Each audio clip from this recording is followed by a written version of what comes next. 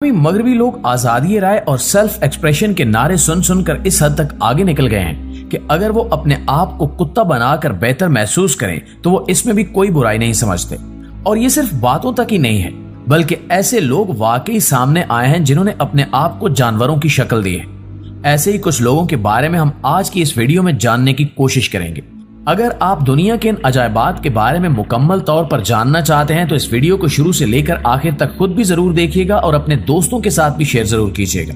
तो दोस्तों, जैसा कि हम जानते हैं कि मगरिब की तरफ से फ्रीडम ऑफ स्पीच का नारा हमेशा से ही बहुत जोरों शोर से बुलंद किया गया है और इस नारे के साथ वो बुनियादी इंसानियत और अदब आदाब को भी भुला देते हैं। इसी तरह आइडेंटिटी यानी कि अपनी शनाख्त का नारा बुलंद किया गया और ये कहा गया कि इंसान जिस तरह चाहे उस तरह जिंदा रहने का हक रखता है। यानी कि अगर एक मर्द औरत के तौर पर जिंदा रहना चाहता है या एक औरत मर्द के तौर पर, हत्ता के जानवर के तौर पर, तो वो इसका हक रखता है।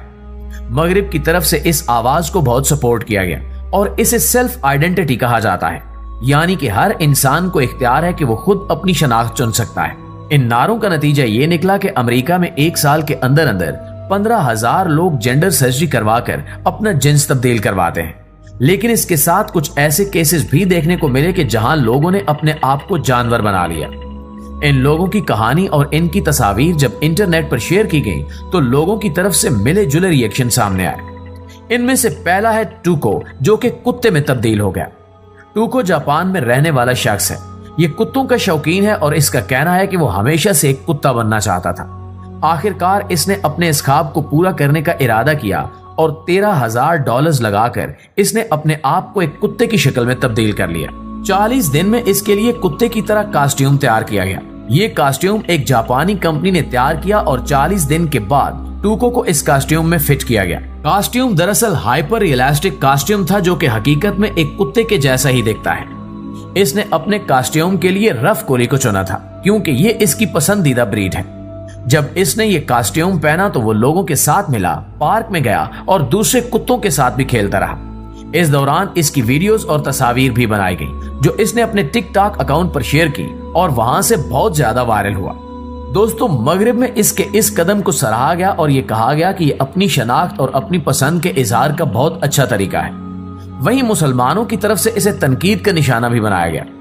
मगरिब ने हमेशा की तरह अपने एजेंडे के मुताबिक इसको सपोर्ट किया क्योंकि इनकी अक्सरियत लोगों को सीधे रास्ते से भटकाने की कोशिश करती है और शैतान का भी यही मिशन है कि लोग सीधा रास्ता छोड़कर इधर उधर भटक जाएं और अल्लाह ताला की बनाई हुई शक्लों को बदलने की कोशिश करें। हम देखते हैं कि कुरान और हदीस में इसके बारे में क्या कहा गया है, लेकिन इससे पहले आपको मजीद कुछ ऐसे ही लोग दिखाते हैं। नाज़रीन, टूको ने तो अपने लिए एक कुत्ते का कास्ट्यूम तैयार करवाया था जिसमें वो फिट होकर कुत्तों की तरह दिखता था, लेकिन कुछ ऐसे लोग भी हैं जिन्होंने सर्जरीज और टैटू के जरिए बाकायदा अपने आप को जानवरों की शक्ल दे दी है। इनमें से एक डूग मोली है जो कि लिजर्ड मैन के नाम से मशहूर था। इसने छिपकली की तरह अपनी शक्ल बनाना पसंद की। इसने अपने दांतों को नोकीला करवा लिया और अपनी जुबान को कट लगवाकर छिपकली की जुबान की तरह कर लिया। इसके चेहरे पर भी बहुत से टैटूज थे जिससे इसकी शक्ल छिपकली की तरह बन गई। ये यकीनन जहालत की हद है। इसके अलावा एक और शख्स जो कि स्टॉकिंग कैट के नाम से जाना जाता था, इसने अपने आप को टाइगर जैसी शक्ल दे दी। डेनिस एवनर अमरीकी शख्स था जिसने 14 सर्जरी से गुजरकर खुद को टाइगर जैसा बना लिया। इसने अपने कानों की साख्त भी तब्दील करवा ली और अपने जिस्म पर टाइगर की धारियों जैसे टैटूज बनवा लिए। इसका कहना था कि इसे लगता है कि वो इंसान के जिस्म में फंसा एक टाइगर है, इसलिए इसने अपने आप को टाइगर जैसी शक्ल दे दी ताकि ये खुशी महसूस कर सके। इसी तरह एक और शख्स टॉम लीपर्ड, जिसे लीपर्ड मैन कहा जाता था, उसने अपने जिस्म पर चीते के जिस्म जैसे टैटूज बनवा रखे थे।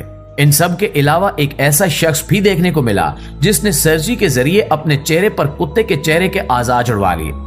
ये दरअसल ब्राजील से ताल्लुक रखने वाला एक विजुअल आर्टिस्ट था और इसका नाम रोड्रैगो ब्रागा था।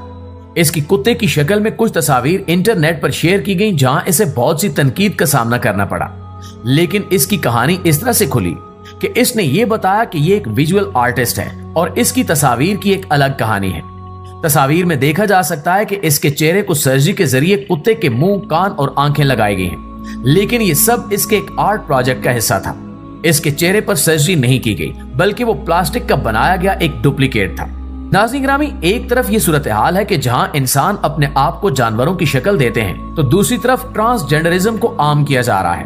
लोग अपने जेंडर को अपनी मर्जी से चुनने पर बात कर रहे हैं और ये सिर्फ मगरिब तक महदूद नहीं रहा, बल्कि पाकिस्तान में भी इसकी बहुत सी तहरीकें चलाई जा रही हैं और ये बहुत हद तक आम हो चुका है। इतना कि शायद आपको अंदाजा भी ना हो। बात इस हद तक पहुंच चुकी है कि पाकिस्तान की कई सरकारी औरतों की यूनिवर्सिटीज में अब दाखिले के फॉर्म में ये ऑप्शन दिया जाता है कि क्या आप एक औरत हैं या एक ट्रांसजेंडर, यानी कि एक ऐसा मर्द जो कि एक औरत के तौर पर अपनी शनाख्त करवाना पसंद करता है, वो भी विमेन यूनिवर्सिटी में दाखिला ले सकता है। कोई भी मर्द अब औरतों की यूनिवर्सिटी में दाखिला ले तो इस्लामी जमहूरिया पाकिस्तान के कानून के मुताबिक इसे रोका नहीं जा सकता।